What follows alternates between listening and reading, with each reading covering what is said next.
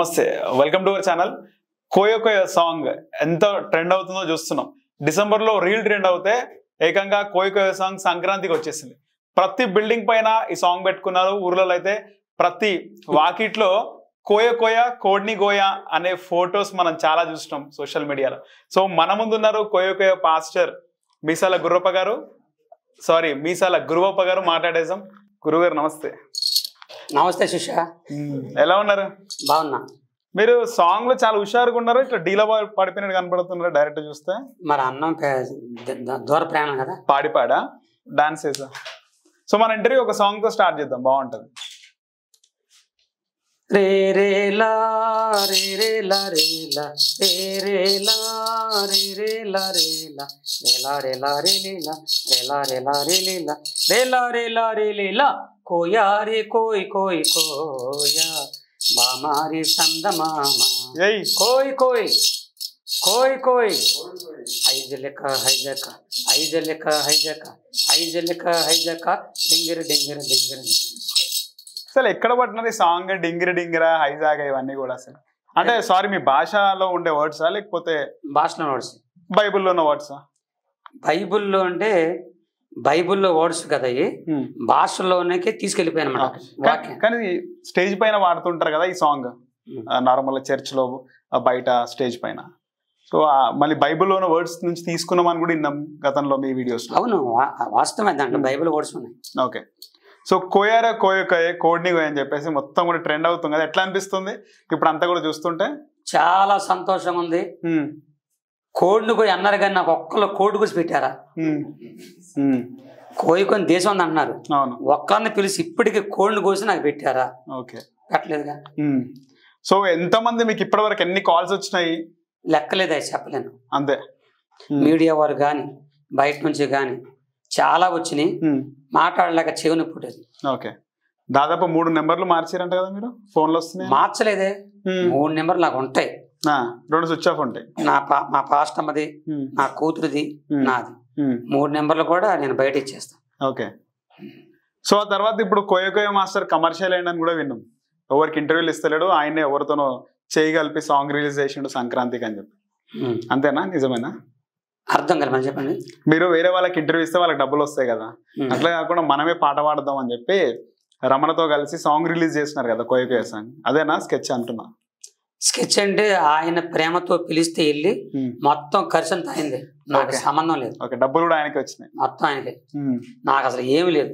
మీరు ఫోన్ చేసి కనుక్కోవచ్చు. ఓకే. సో కోయో కోయలో కోడ్ని కోయ అనే దాన్ని యాడ్ చేసినారు కదా, ముందు ఓన్లీ కోయో కోయ ఉండని అంతే? కోయ్ కోయ్ మధ్యలో వచ్చింది ఏదో ఒక ముసలాయన అన్నందుకు అది వచ్చింది. ఏమన్నాడు అంటే నేను కోయికొని పడితే కింద నుంచి కోడుగా అన్నాడు, ఆయనకి అర్థం కాకపో అక్కడ నుంచే కోడుగా వచ్చింది. కానీ అది అందరం తప్పే, నాది అలా అనకూడదు. కానీ ఎందుకు వచ్చిందో గబ్బికొని వచ్చేసింది.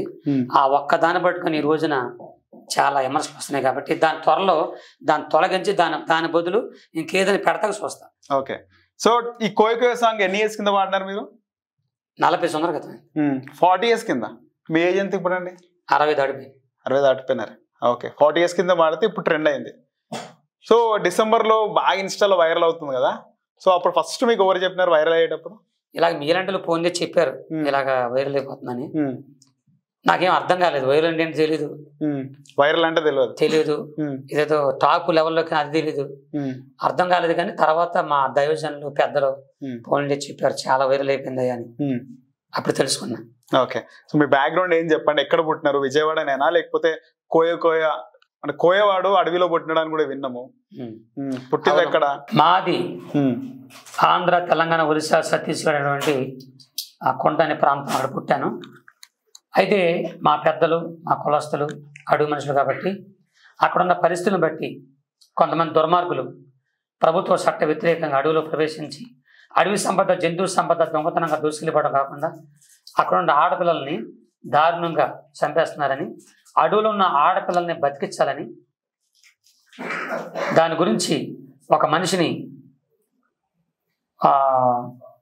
జంతువుగా తయారు చేయాలనే ఉద్దేశంతో మా నాన్నగారు పేరు ఆంబోతం కన్నా, ఆయన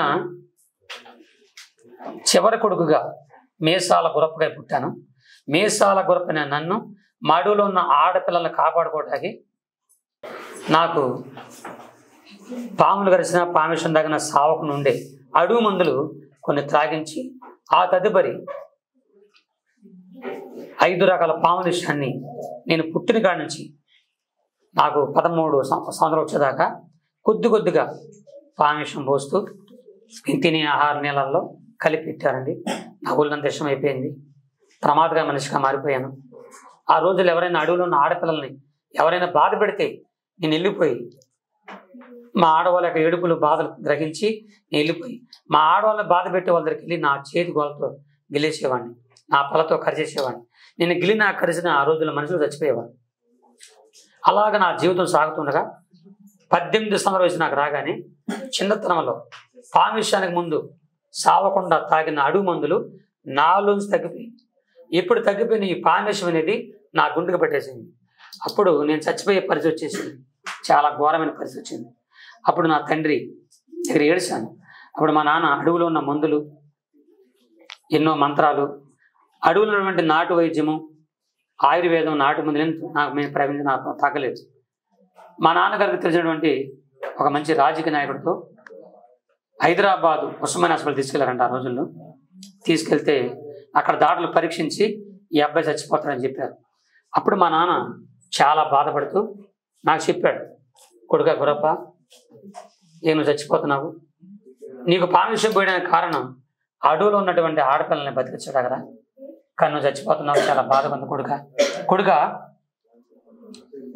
నువ్వు చనిపోయే ముందు ఒక మాట చెప్పాలనుకున్నా. నువ్వు పుట్టక ముందు మీ అమ్మకు దేవుడు నమ్మకం ఉంది, ఆ దేవుడు మాకు తెలియదురా కొడుకా. కాబట్టి మరి పరాయి దేవుడిని కూడా చంపేస్తారా మా వాళ్ళు, మీ అమ్మని నేనే చంపేశాను కొట్టి నమ్ముకున్నందుకు. మీ అమ్మ చచ్చిపోయే కొద్ది నిమిషాల ముందు నువ్వు పుట్టావు. అప్పుడు మీ అమ్మ నిన్ను తన చేతి మీద ఎత్తుకొని నీ కొరకు తన దేవుడికి ఏదో ప్రార్థన చేసింది. ఆయన ఎవరో మాకు తెలియదు. సరే మీ అమ్మ చచ్చిపోయింది. మీ అమ్మ చనిపోయింది కానీ నీ కన్న తల్లి ఆరాధించి పూజించిన ఆ దేవుని పేరే యేసుక్రీస్తు ప్రభు. ఆ దేవుని పేరు మాకు తెలియదు. కాబట్టి కొడుగా ఖచ్చితంగా ఆ దేవుడే, మీ అమ్మ దేవుడే నిన్ను కాపాడుతాడు, బతికిస్తాడని చెప్పాడు. అప్పుడు నాకు చాలా ఏడుపు వచ్చి నేను ఆ పక్కన చెట్టు ఎక్కేసాను. చెట్టు పైకి వెళ్ళిపోయి మా అమ్మని చంపేశారు, ఒక దేవుడి కోసం చచ్చిపోయిందని నేను చెట్టు ఎక్కిపోయి ఆ చెట్టు పైన చేడుస్తున్నాను. హిట్ టీవీ యాప్, ఇందులో short news, live news, entertainment shows, movies, digital magazines తో పాటు మీ జిల్లా వార్తలను కూడా ఫ్రీగా చూడొచ్చు.